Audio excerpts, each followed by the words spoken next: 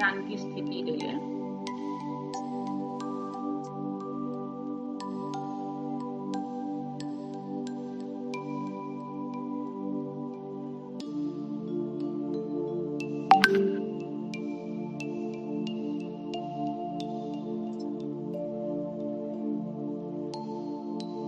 अपने दोनों पैर किसी भी सुखासन में, पद्मासन, अर्ध पद्मासन, आलती पालती लगाकर, जिसे भी आप अंत तक स्थिर रख सकें।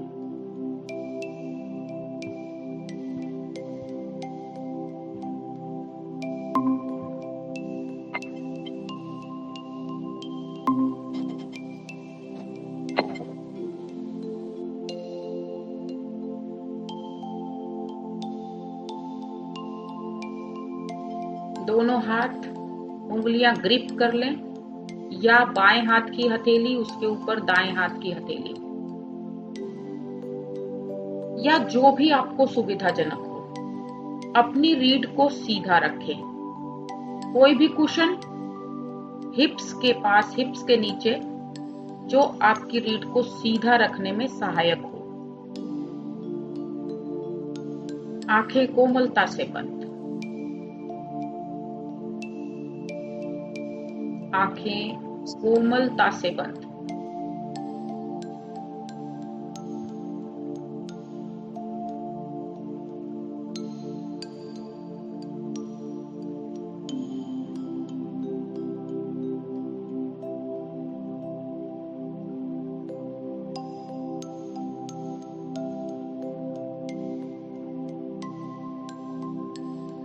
अपने पूरे शरीर को ढीला छोड़ दें।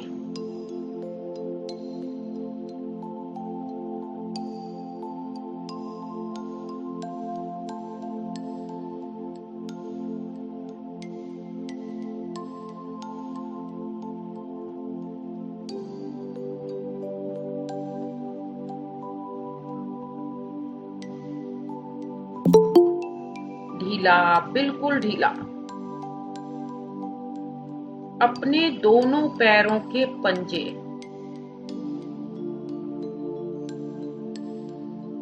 एकदम शिथिल कर दें। शिथिल, समर्पित, समर्पित अपने इष्ट के प्रति, समर्पित इस ऊर्जा के प्रति। अपने शरीर को बिल्कुल स्टैच्यू की तरह, चट्टान की तरह स्थिर कर दें। आपको केवल मन ही मन अपने अंगों को पढ़ना है। अपने अंग अर्थात उस ईश्वर के अंग। आप इसके लिए अपने मन में, अपने हृदय में उस ईश्वर को देखकर भी अंगों को पढ़ सकते हैं। रानी से नहीं दोनों बनवाना पैरों है, के वो अंगूठे पता है कैसे बनेगा, रोटी की तरह ही बनेगा। अंगूठे के साथ की पहली उंगली, दूसरी उंगली, तीसरी उंगली, सबसे छोटी उंगली अपने भाव उतारें। अपने ईश्वर के प्रति अपने भाव उतारें, क्योंकि आपके सुंदर शरीर में उस ईश्वर का, उस ऊर्जा का वास है। वो ऊर्जा इस समय आपके शरीर में प्रवेश कर रही है। जैसे जैसे जिस जिस अंग का आप नाम ले रहे हैं, ये ऊर्जा उसी अंग को प्रभावित कर रही है। दोनों पैरों के तलवे,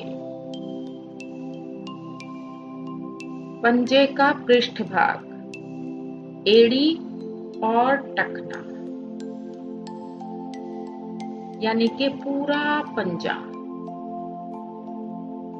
सहज, शिथिल, रिलैक्स।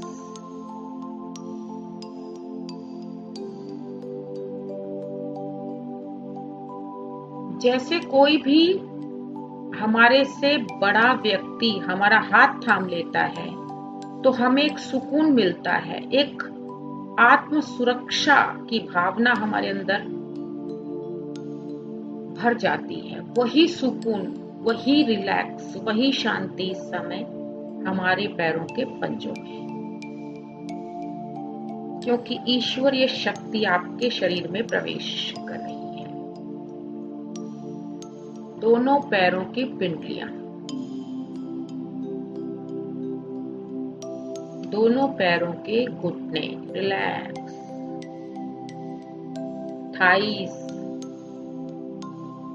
नितंब और कूल्हे, पूरे दोनों पैर समर्पित इष्ट के चरणों में।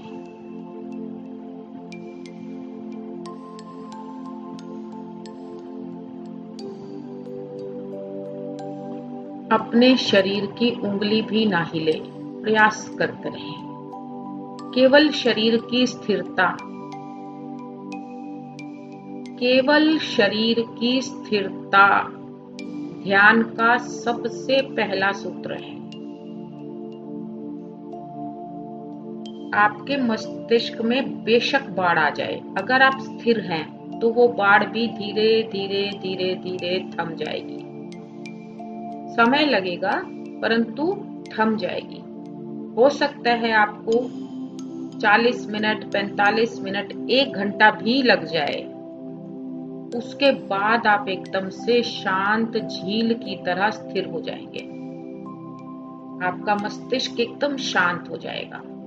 तो इसलिए समय की परवाह ना करें। जब भी ध्यान में बैठें, आप केवल अपनी स्थिरता पर फोकस करें।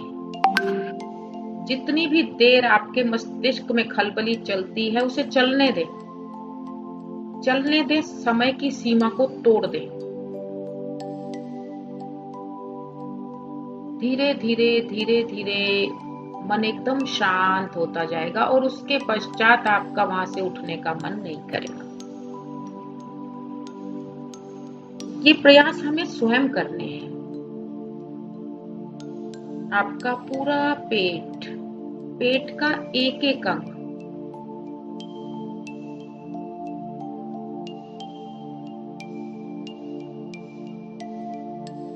पूरी तरह से शिथिल कर दें। नाभि के नीचे के भाग, नाभि से ऊपर के भाग,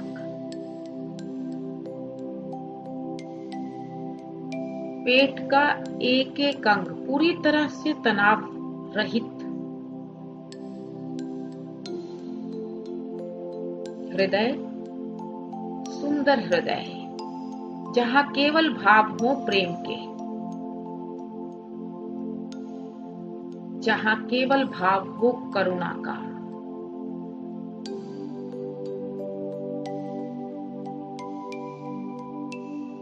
वक्षस्थल, दोनों कंधे, कंधों को स्वतः ही ढीला छोड़ दें।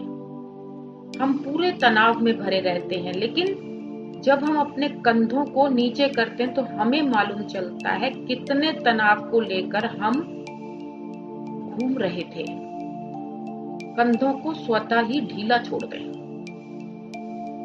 कोहनियां, कलाई, अंगूठे और उंगलियां, हथेली और पृष्ठभाग पूरी तरह से शिथिल कर दें।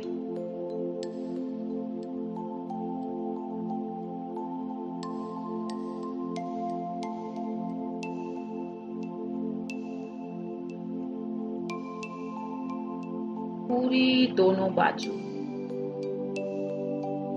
आंखें कोमलता से बंद रखें। अपने ईश्वर के इस एहसास को महसूस करते जाएं। वो आपके इस शरीर में उतर रहा है। क्यों इस शरीर को सुंदर कहा गया है? क्योंकि इसमें परमात्मा का वास है।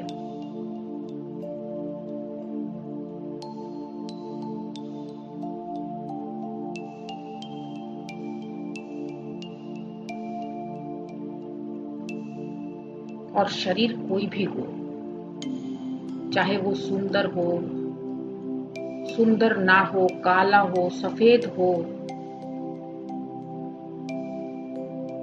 सब में परमात्मा का वास है। गर्दन स्वतः ही ढीला छोड़ दें। थायराइड, पैराथायराइड ग्रंथियां इस समय शरीर के अनुकूल। चेहरे की सुंदरता पर इस ऊर्जा के प्रकाश को महसूस करते जाएं। ढीला छोड़ दें। आंखों के तनाव को ढीला करें। कानों से जो शब्द हम सुन लेते हैं उसे हम दो रूप में ग्रहण करते हैं, जहर या अमृत। उस अमृत को महसूस करें।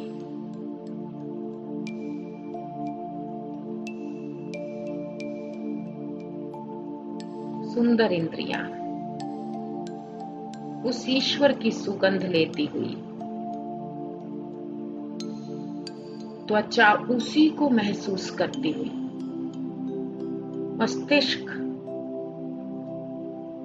विचारों का जमावड़ा लिए हुए रिक्त कर दें।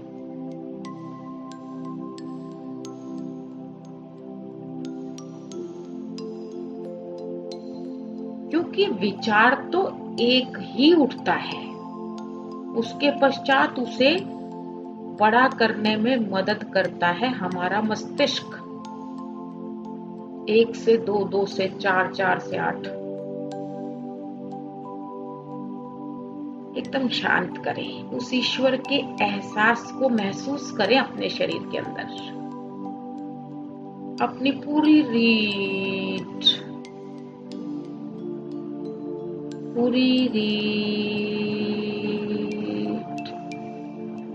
एकदम रिलैक्स। वो ब्रह्मांडीय ऊर्जा आपके सहस्त्रार्थ से इसी रीढ़ के सहारे पूरे शरीर में उतर रही है। एकदम ढीला कर दें। पीठ के दाएं बाएं भाग, कमर के दाएं बाएं भाग, पूरा शरीर सहज समर्पित ईश्वर के चरणों में।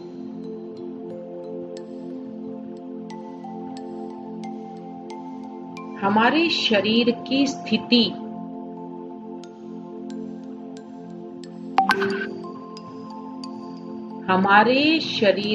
स्थिति बिल्कुल उस नन्हे बालक की तरह है जो अपनी मां की गोद में सुरक्षित है।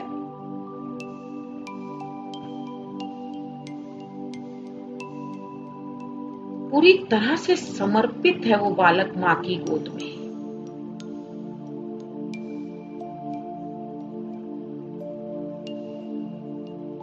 और मां पूरी तरह न्यौछावर हो जाती है उस बालक पर।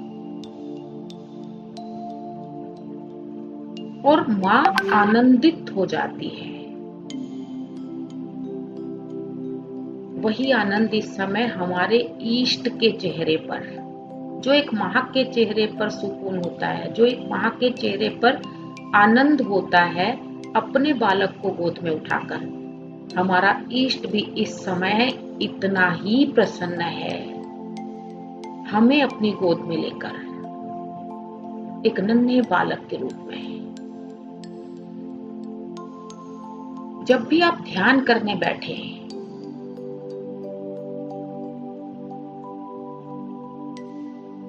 आप अपने इष्ट की जिस भी रूप में आपने इष्ट को अपने मन में बसा रखा है, जिस भी रूप में, भगवान कृष्ण के रूप में, भगवान शिव के रूप में, नानक के रूप में,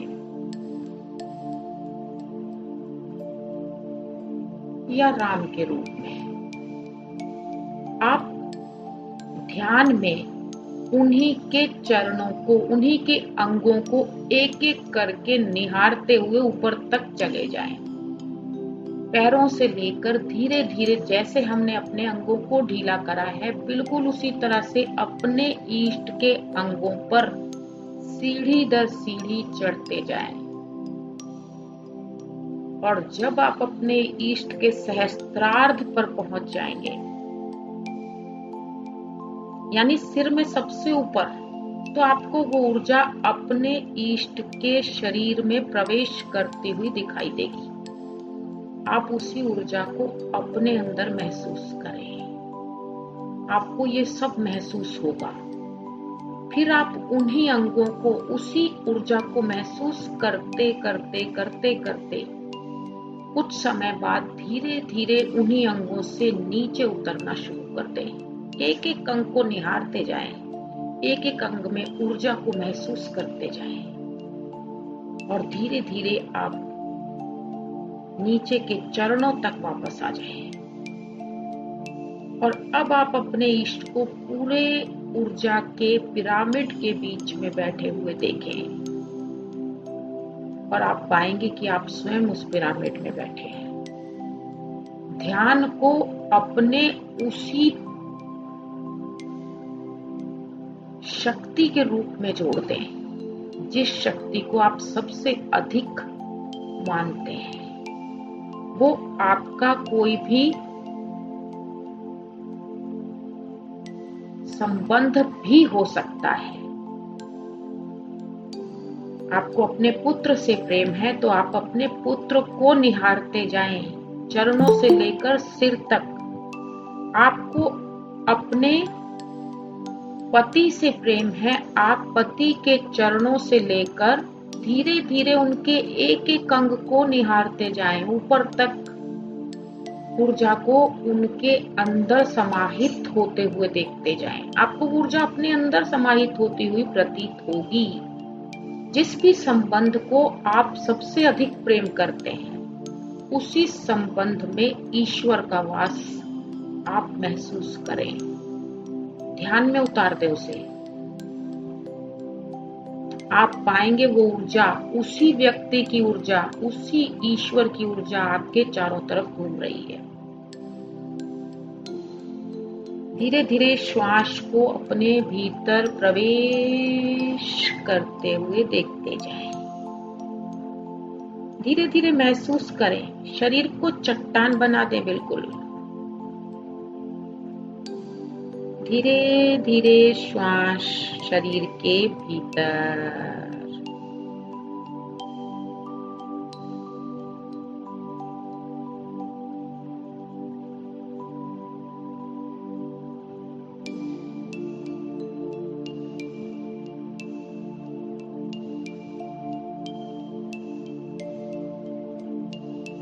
श्वास शरीर से बाहर जाती हुई बहुत धीरे धीरे महसूस करते जाएं, उसके साथ साथ बाहर आएं।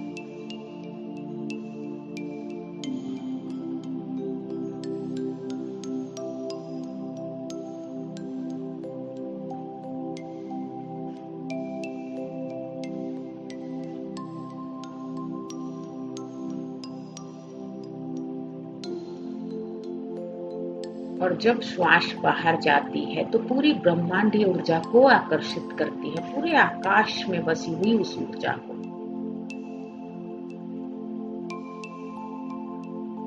और ऊर्जा प्रवेश करती है सहस्त्रार्ध से हमारे शरीर के भीतर। आकाश हमें क्यों अच्छा लगता है, क्यों उसको देखने को बार बार हमारी गर्दन ऊपर उठ जाती है? उसकी स्थिरता के कारण। आप अपने अंदर स्थिरता लाएं और आप उसी आकर्षण को अपने अंदर भी देख पाएंगे। पृथ्वी स्थिर है, चंद्रमा सूर्य स्थिर है, इसीलिए ये सभी ऊर्जावान हैं। मंदिर में मूर्ति बिल्कुल स्थिर है। हमें वही स्थिरता अपने अंदर इस ध्यान के द्वारा लेकर आनी है। बड़े बड़े संत महात्मा ऋषि मुनि अगर एक बार बैठ जाते हैं तो वो कई कई दिन तक उठते ही नहीं हैं। और जब आपका ध्यान गहरा हो जाए तो आप पाएंगे आपके पूरे घर में सब तरह से कार्य हो रहा है, लेकिन आप अपने स्थान को छोड़ पाने में असमर्थ हैं। आप उठने का प्रयास करेंगे तो भी नहीं उठ पाएंगे। आपको ध्यान की उस स्थिति को पाना है।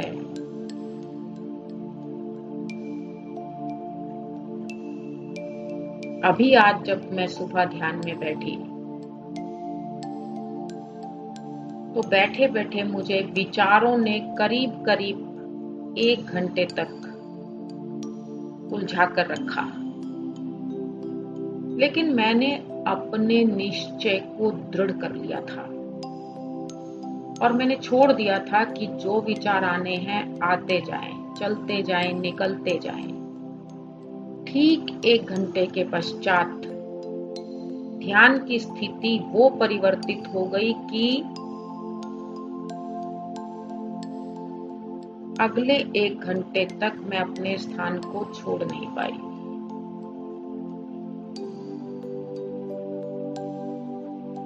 और मेरे पैरों की जो स्थिति थी, जो स्थिति हम बनाकर रखते हैं, वो स्थिति 2 घंटे तक वो स्थिति बिल्कुल स्थिर रही।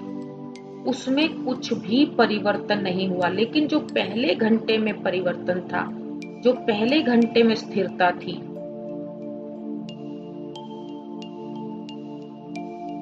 वो मस्तिष्क को विचलित करने वाली थी। उसके पश्चात जो स्थिरता थी वो शांत झील की तरह स्थिरता थी।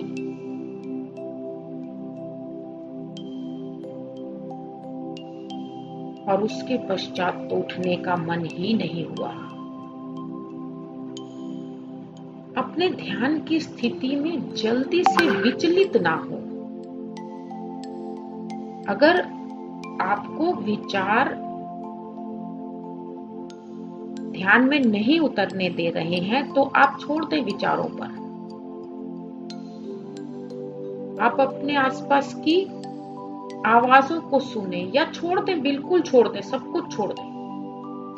बैठे रहें, अपनी स्थिरता पर फोकस करते रहें। हाथ ना उठाएं, पैर ना हिलाएं, उंगली ना हिलाएं, आंखें ना खोलें। करीब करीब 1 घंटे के पश्चात तो वो स्थिति आप अपने आप ही पा लेंगे। इससे अधिक समय नहीं लगेगा। और फिर जो स्थिति बनेगी वो आपके आनंद की वर्षा होगी। कोशिश करते जाएं, केवल प्रयास, केवल स्थिरता ही ऋषि मुनियों को, महात्माओं को इस संसार से अलग करती है। केवल स्थिरता।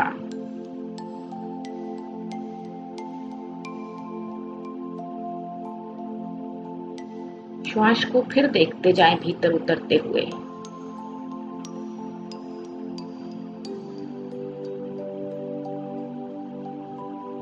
और ध्यान की स्थिति का कैसे हमारे वातावरण पर प्रभाव पड़ता है, हमारे ऑरा में आने वाले व्यक्तियों पर प्रभाव पड़ता है, ये स्पष्ट किया रविंद्रनाथ के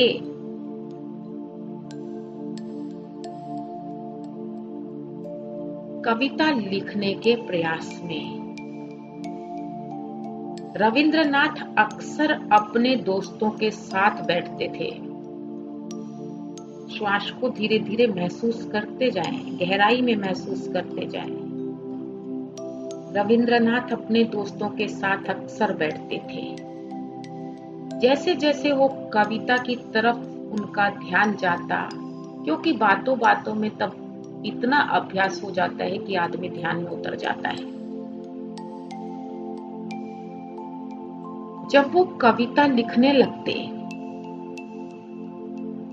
तो उनके दोस्त उन्हें धीरे धीरे छोड़कर जाते, उठकर चले जाते, क्योंकि तब रविंद्रनाथ अपने ही ध्यान में खो जाते थे। उन पर आसपास बातों का कोई असर नहीं होता था। कोई उनसे बात कर रहा है, वो जवाब दे रहे हैं, नहीं दे रहे हैं, कुछ प्रभाव, कुछ वो समझ ही नहीं पाते थे। तो दोस्त धीरे धीरे उन्हें उठकर छोड़ जाते थे। एक दिन वो ध्यान उनका उस समय इतना जबरदस्त एक कविता की तरफ उठा, उन्होंने जैसे ही उसे लिखना शुरू किया, एक एक करके उनके मित्र उठकर जाने लगे। एक मित्र के मन में ख्याल आया, क्यों ना आज देखा जाए रविंद्र को कि ध्यान की स्थिति में रविंद्र किस तरह से कविता लिखते लिखते अपने आप को महसूस करते हैं। वो मित्र चलते चलते एक दीवार के पीछे छिप गए और वहां से वो देखने लगे खिड़की से झांककर कि रविंद्र कविता लिख रहे हैं और वो मित्र देखते गए। ध्यान इतना गहरा हुआ रविंद्र का कि वो धीरे धीरे अपने ही आनंद में उस कविता की लाइनें आगे बढ़ाते गए। जब समय हो गया तो उस मित्र को लगा कहीं कोई देख ना ले, मुझे चलना चाहिए। उस मित्र के पैर उठ नहीं पाए अपने स्थान से। ध्यान का प्रभाव आपके परिवार पर देखिए। उस मित्र के पांव उठ नहीं पाए क्योंकि वो उस समय रविंद्रनाथ की ऑरा में, उनकी ऊर्जा में था।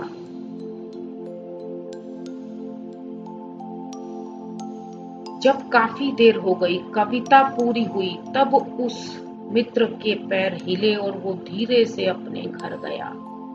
अगले दिन उसने यही पूरा अपना वाक्य सुनाया, अपना ये किस्सा।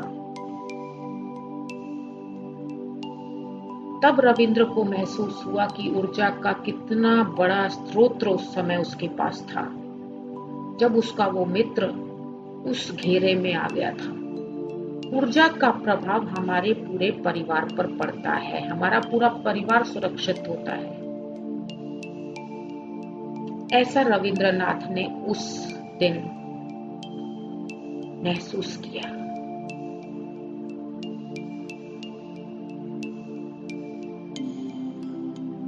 इसलिए जितना हम इस ऊर्जा को बढ़ाएंगे, हमारे अंदर का भय जो हमारे परिवार के लिए हमारे अंदर होता है, जैसे हमारे पुत्र के लिए है, हमारे छोटे बच्चों के लिए है घर में, या घर के किसी भी प्राणी के लिए है, अपने माँ बाप के लिए है, वो भय हमारे अंदर से समाप्त हो जाता है। क्योंकि हम कर कुछ भी नहीं सकते केवल चिंता के अलावा, और चिंता कर करके हम अपनी ईश्वर से दूरी बढ़ा लेते हैं केवल, और कुछ भी नहीं। तो रविंद्रनाथ ने ये दिखाया कि कैसे मित्र तक उस ऑरा में प्रभावित थे। तो अब आपके घर में जो ऊर्जा बह रही है, उस ऊर्जा के प्रभाव में जितने भी व्यक्ति आ रहे हैं या जितने व्यक्ति आपसे जुड़े हुए हैं, वो सब इस ऑरा से प्रभावित होते हैं।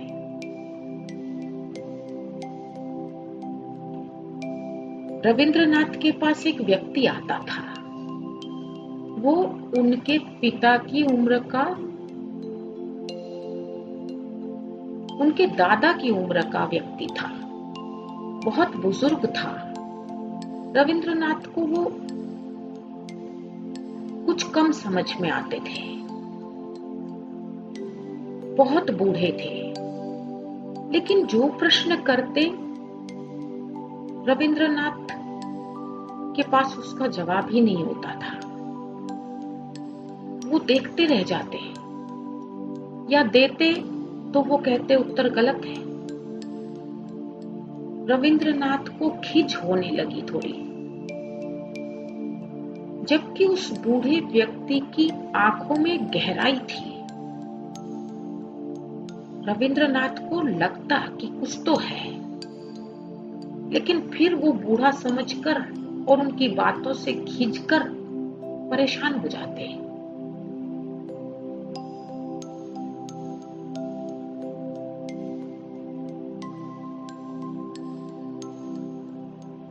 एक बार बहुत सुंदर पूर्णिमा का चांद निकला हुआ था।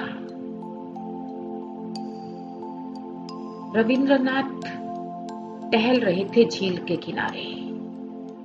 जैसे ही उन्होंने झील में प्रतिबिंब देखा चंद्रमा का,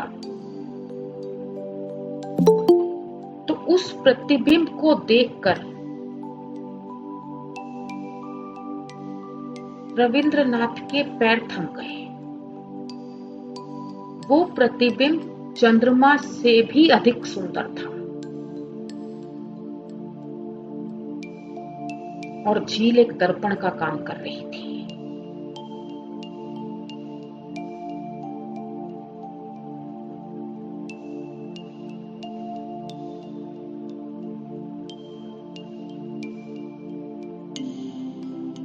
रविंद्रनाथ को बहुत आनंद प्रतीत हुआ उस दिन। फिर घर आए। फिर वो उस बूढ़े व्यक्ति को देखकर फिर खिंच गए। उनके प्रश्नों से फिर परेशान हो गए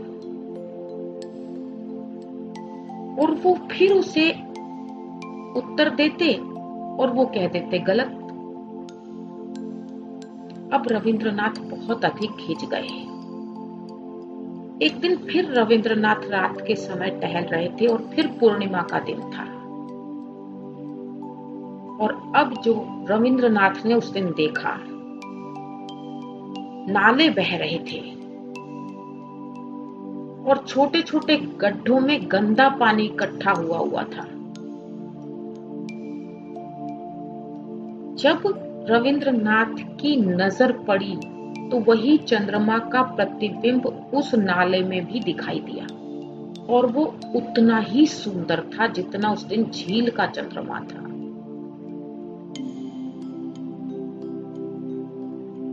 नाले में भी चंद्रमा अपने रूप से अधिक सुंदर था। उस गड्ढे में गंदे पानी में भी चंद्रमा का प्रतिबिंब अपने से अधिक सुंदर था।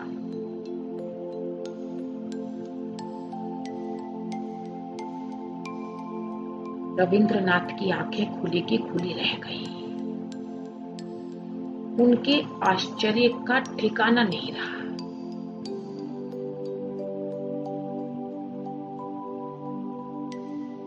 और वो पानी के एक एक स्थान पर उस चंद्रमा के प्रतिबिंब को देखते गए। जो चंद्रमा साफ पानी में सुंदर दिखता था, वो गंदे पानी में भी उतना ही सुंदर दिख रहा था। अब रविंद्रनाथ की आंखें चकाचौंध हो गई। वापस घर आए। अब उन्हें वो बुजुर्ग अच्छा लगने लगा। अब वो उनमें रस लेने लगे। अब उन्होंने अपनी कहानी बताई कि मैं ऐसे ऐसे झील में चंद्रमा को देखकर आया हूँ और उसी प्रतिबिंब को, उसी सुंदरता को मैं नाले में भी देखकर आया हूँ। उन्हें उस बूढ़े व्यक्ति में भी सुंदरता दिखाई दी। उन्हें उस बूढ़े व्यक्ति में भी अपने इष्ट के दर्शन हो गए।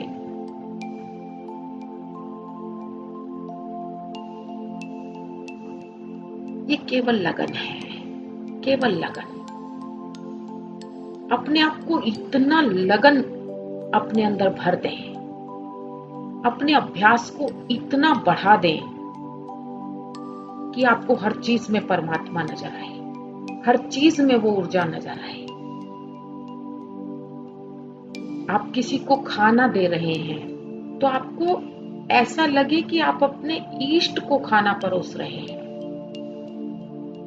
भाव आपके ऐसे आ जाए।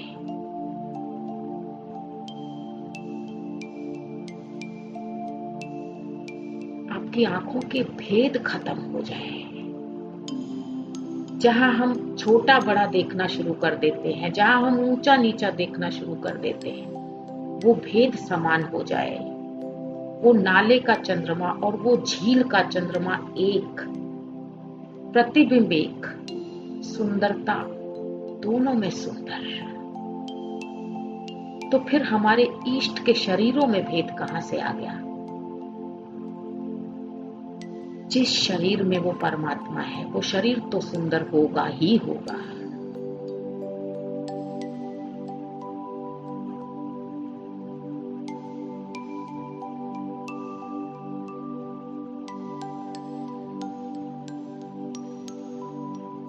अपनी इस ऊर्जा को अपने अंदर उतरते हुए देखते जाएं। जैसे मानो ये आपके ही शरीर में उतर रही है, अपने इष्ट के रूप में देखें। वही ब्रह्मांडीय ऊर्जा धीरे धीरे हमारे मस्तिष्क में विचारों को दूर करती हुई, विचारों को सुंदर बनाती हुई, यानी जो सुंदरता हम झील में देख पा रहे थे वही सुंदरता हम नाले में भी देख पा रहे हैं। हमारा मस्तिष्क हमारे विचारों को सुंदर कर रहा है। ये ऊर्जा हमारे विचारों को परिवर्तित कर रही है। हर एक के लिए भाव,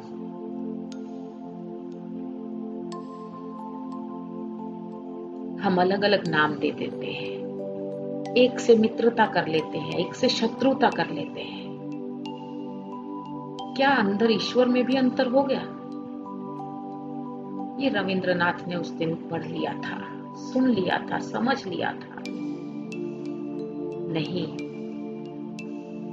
बूढ़े व्यक्ति के शरीर में भी उतनी ही सुंदरता का वास है जो एक बच्चे में है, जो एक जवान में है, क्योंकि मेरा इष्ट हर शरीर में है।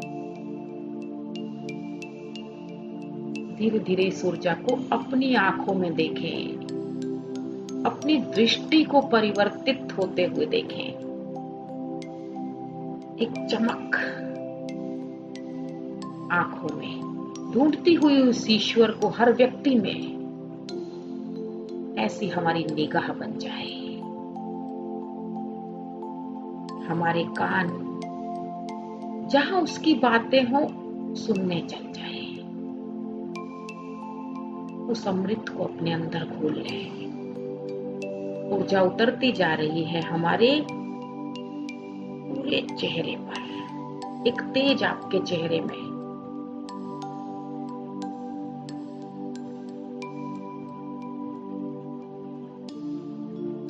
गर्दन पर, दोनों कंधों में,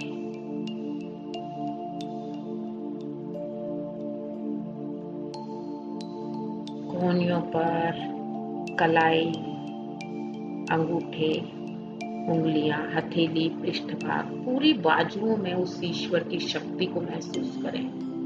उस प्रकाश को, उस ऊर्जा को महसूस करें। उस चंद्रमा के प्रतिबिंब को महसूस करें।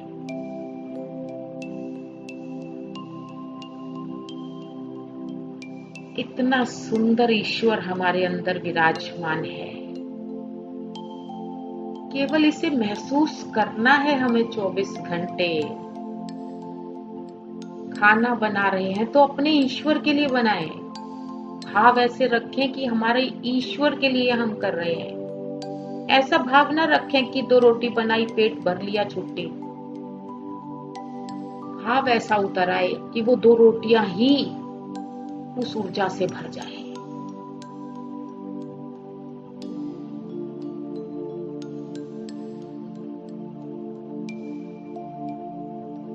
आप अपने बेड की चद्दर भी अगर बिछा रहे हैं तो केवल यही सोचकर बिछाएं कि वो शक्ति, वो ऊर्जा विश्राम करने के लिए, उसके लिए हम ये आसन लगा रहे हैं, उसके लिए हम ये बिस्तर लगा रहे हैं। ये कोई साधारण शरीर नहीं है। ये बहुत दुर्लभ है। ये भाग्यवान व्यक्तियों को ही उपलब्ध है, और उनमें से भी वो व्यक्ति जो इस रास्ते पर निकल गए। इस शरीर को पाने के बाद, इस शरीर को पाने के बाद भी हम बेहोशी में पूरा जीवन काट देते हैं, जन्म और मृत्यु के खेल में उलझकर। इस रास्ते पर कदम बढ़ गया, यही हम भाग्यशाली हैं। उस शक्ति को हम पहचान पा रहे हैं, यही हमारे लिए सबसे महत्वपूर्ण है। महसूस करें एक एक काम में। अपने बच्चों को तैयार कर रहे हैं, अपने बच्चों को भोजन खिला रहे हैं, अपने बुजुर्गों को भोजन खिला रहे हैं। भर दें प्रेम उसमें, भर दें उस ऊर्जा को, ताकि वो बालक भी आनंदित हो जाए उस भोजन को पाकर, वो बुजुर्ग भी आनंदित हो जाए, और परिवार के सदस्य भी उस आनंद से भर जाए। आपके पूरे हृदय में ये ऊर्जा अगर एक प्याली चाय की भी अगर आप किसी के सामने रखें तो उस ईश्वर का नाम लेकर रखें, चाहे वो आपके सामने रखी हो या किसी दूसरे के सामने आप रखने जा रहे हैं। मन ही मन उस ईश्वर को पहले याद करके उसके पश्चात आप उस प्याली को रखें, उसका स्वाद कई गुना बढ़ जाएगा। भाव उतारें, अपने भाव उतारें, हर कदम पर भाव उतारें। अपने पैर जब उठें तो उस ईश्वर को महसूस करके उठे कि आपके इन पैरों से वो ईश्वर चल रहा है।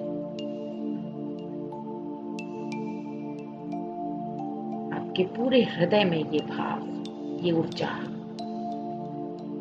ये प्रकाश, वक्षस्थल, पूरे पेट में पाचन तंत्र प्रभावित इस ऊर्जा से पूरा प्रकाश इस समय आपके नाभि के आसपास,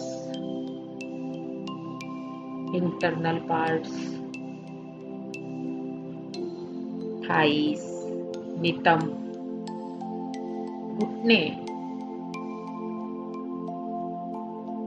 पिंडलियां, दोनों पंजे। यानी जब आप अपने पैरों को देखें ना तो भी आपके अंदर आनंद उतर आए। किस भाव से? कि मेरे ईश्वर के पैर हैं, इनमें मेरे ईश्वर का वास है।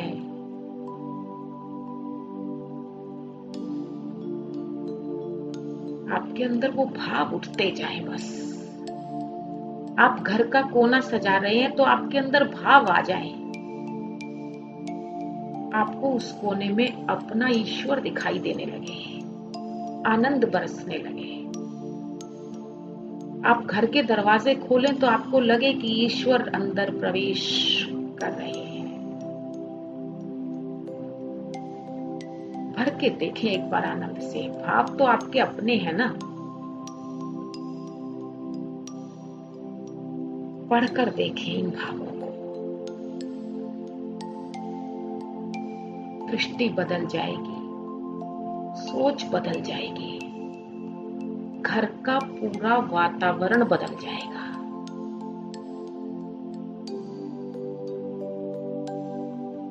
और तब आपको जो संबंध हैं, जो जिन रिश्तों को हमने नाम दे रखे हैं, आप उन रिश्तों से ऊपर उठ जाएंगे।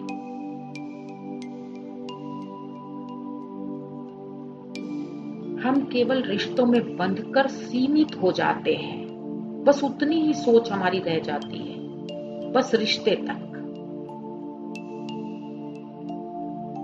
हमने अपने दायरे छोटे कर लिए हैं सोच के साथ। अपने दायरों को बड़ा करते हैं, अपने हृदय को बड़ा करें, ताकि जिस आंगन में आप खड़े हो वहां आपका स्वागत हो।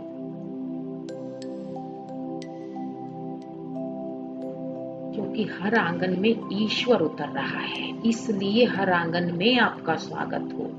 हमने अपने दायरों को संबंधों में सीमित कर दिया।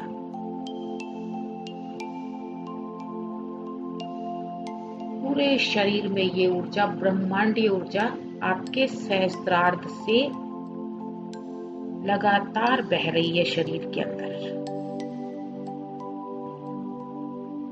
शरीर के चारों तरफ ये ऊर्जा फैलती जा रही है। महसूस करते जाएं आपके चारों तरफ इस समय ये ऊर्जा का प्रवाह। ऊर्जा के महासागर में है इस समय आप,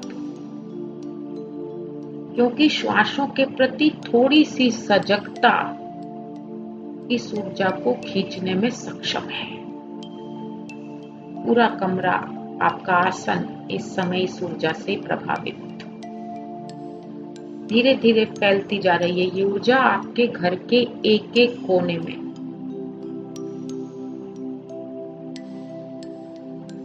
पूरा घर इस ऊर्जा के प्रभाव में। अब आप उस रविंद्रनाथ की कहानी, कविता लिखने वाले सीन को अपने ऊपर देखें। बिल्कुल उसी तरह से पूरा घर इस ऊर्जा में है इस समय।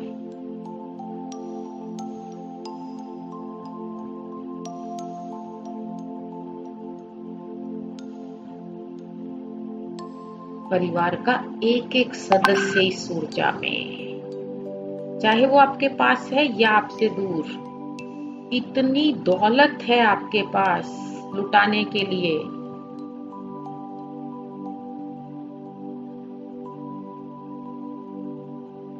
इतना खजाना है हमारे अंदर जो हम सबको बांट सकते हैं, और हम अपने आप को गरीब समझे बैठे हैं, अकेला समझे बैठे हैं।